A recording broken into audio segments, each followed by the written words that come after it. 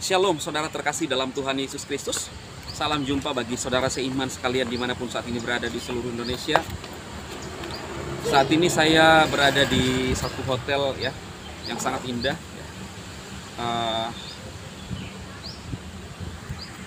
Saya ingin berpesan kepada saudara.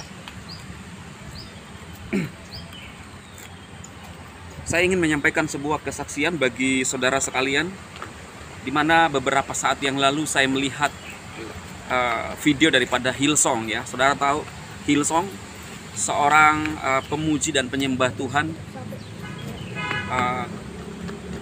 yang dipakai oleh Tuhan untuk membawa banyak orang memuji dan menyembah Tuhan. Alkitab berkata bahwa akan tiba saatnya ada banyak orang yang akan menyembah Bapa dalam roh dan kebenaran.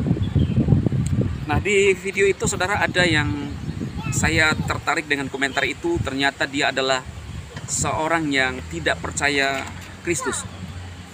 Dia menulis pesan dalam bahasa Inggris, tapi artinya seperti ini saudara. Saya lahir sebagai seorang muslim di Irak. Saya khawatir dan tertekan duduk dan melihat sungai Tigris di kota saya.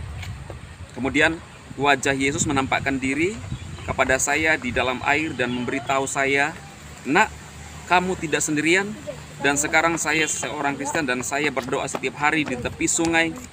Terima kasih Yesus untuk kasih karunia ini. Aku tidak sendirian, sekarang Yesus bersamaku." Jadi saya melihat kemudian mengikuti channel YouTube-nya saudara. Dia adalah seorang bapak ya. Akun itu adalah seorang bapak, dan dia mengaku bahwa dia adalah orang Irak. Dia mengalami depresi, ya, dia mengalami masalah. Kemudian dia duduk di tepi sungai Tigris, dan hal yang luar biasa terjadi, atau hal yang supranatural. Yesus berkata bahwa kamu tidak sendirian. Saya percaya bahwa ada proses yang dia lewati untuk bisa menjadi orang yang percaya saudara. Kadang-kadang kita tidak perlu menjelaskan kepada orang lain secara detail bagaimana kasih Tuhan buat umat manusia atau seorang pribadi. Ada banyak kesaksian dari saudara-saudara kita yang dari Muslim yang berkata bahwa Yesus menampakkan diri kepada mereka. Yesus berkata kepada mereka hanya beberapa kalimat. Tetapi saya percaya ketika mereka didatangi oleh kuasa Yesus, maka hati mereka akan mencari kebenaran. Ya.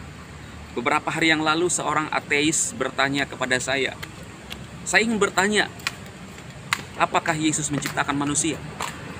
Saya bilang, kalau saya jawab iya, apakah Anda percaya?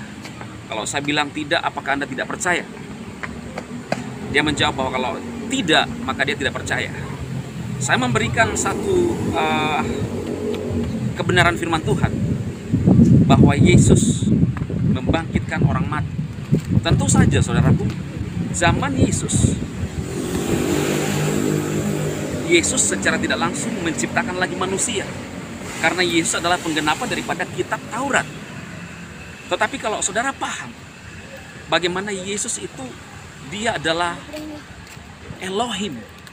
Dia itu firman sendiri yang ada sejak semula. Cuma saja dinubuatkan dalam kitab Tanakh Perjanjian Lama untuk masuk ke dalam dunia sebagai penebus dosa umat manusia. Jadi kita tidak akan menemukan Yesus langsung menciptakan manusia seperti Elohim menciptakan Adam pada saat itu. Tetapi saudara lihat ciri-ciri yang ada pada Yesus, yaitu dia membangkitkan orang mati. Artinya apa? Nafas hidup. Tidak ada manusia yang bisa membangkitkan orang mati selain kuasa dari Tuhan yang benar, yaitu Yesus Kristus.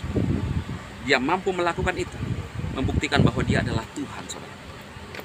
Jadi saya percaya bahwa ada banyak orang yang mengalami keajaiban-keajaiban, sesuatu yang supranatural. Saudara harus percaya bahwa kuasa Yesus masih bekerja sampai sekarang ini saudara. Masih bekerja sampai saat ini. Sehingga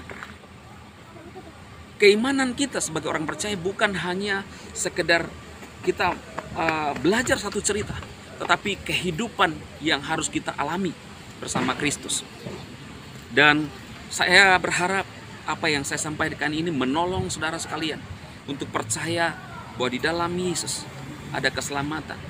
Dia masih bekerja sampai sekarang. Ada banyak firman Tuhan, khotbah-khotbah yang saya sampaikan kepada saudara dalam setiap kejadian-kejadian, setiap individu yang saya angkat.